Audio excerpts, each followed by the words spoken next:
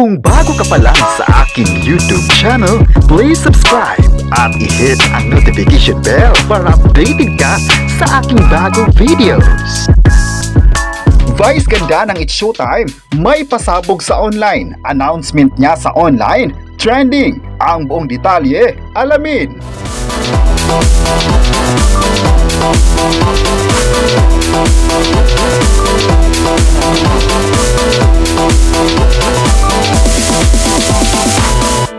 Muli na namang nag-viral ang video ni phenomenal box office star Vice Ganda kung saan nagsalita siya tungkol sa pagbuo ng pamilya. Hot topic na naman ngayon ang matapang na pahayag ni Vice sa mga taong nag-aanak kahit alam nilang hindi nila kayang bigyan ang mga ito ng magandang buhay. Ang naturang throwback video ay mula sa segment na Especially For You ng It's Showtime at mainit na naman itong pinag-usapan ngayon sa social media.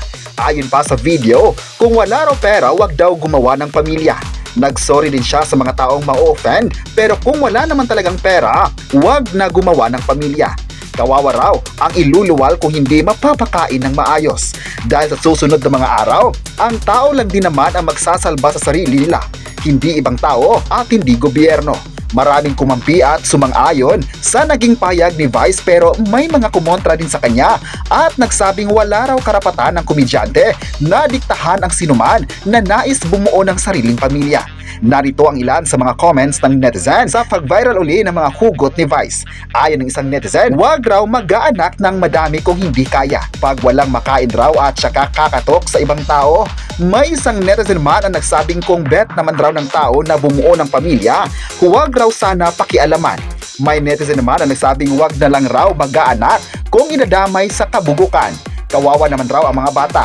Pinagkaguluhan talaga si Vice sa social media at iba't ibang komento talaga ng mga tao. May nagsabi naman na tama naman ang naging pahayag ni Vice na wag na lang magkakapamilya kung hindi naman kayang buhayin. Wala naman raw silang nakitang mali sa naging pahayag na ito at sinang-ayunan naman nila. May nagsabi naman na kahit kailan, maganda naman ang punto ng pahayag ni Vice dahil para lang naman din ito sa kapakanan ng tao at para hindi mahirapan sa buhay nila. May nagsabi naman na isang paalala lang naman ito ang point ng video at hindi naman masama na malaman ang mga advice na ito mula sa mga tao. May nagsabi na kaya lang nasabi ni Vice sa mga ganito ay dahil maganda ang buhay niya ngayon at kaya niyang bilhin ang gusto niya.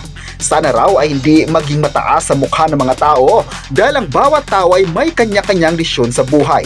May netizen naman ang nagsabing proud sila kay Vice dahil ang kapakanan pa rin ng ibang tao ang kanyang iniisip.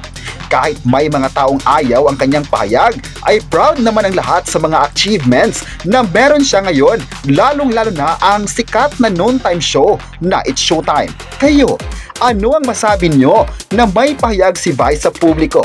I-comment na kung sang-ayon ba kayo sa naging pahayag niya sa pamilya at huwag kalimutang i-subscribe ang ating YouTube channel.